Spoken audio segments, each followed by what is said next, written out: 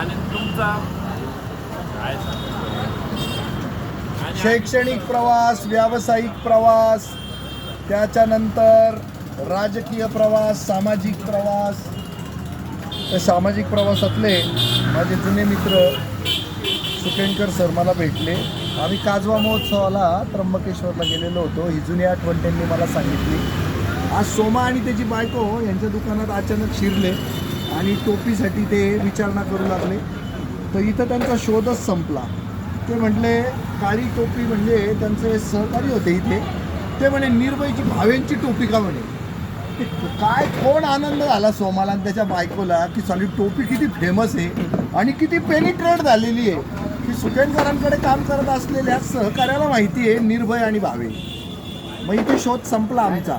इथे आता बजेट, पैसे हा विषय काही शिल्लक नाही राहिला. आता आम्हाला जशी टोपी हवी आहे तशी बनवून मिळते आहे. आणि सुकेनकर साहेब थँक्यू व्हेरी मच. आमचा शोध इथे संपला. तर मला खूप आनंद होतो आहे की टोपी हा विषय आता कायमचा फुल्या फुल्या फुल्या. निर्भय महाराष्ट्र पार्टी जोपर्यंत जिवंत आहे तोपर्यंतच्या टोप्या छापायचं काम हा माणूस जिवंत असेपर्यंत चालूच राहील. धन्यवाद.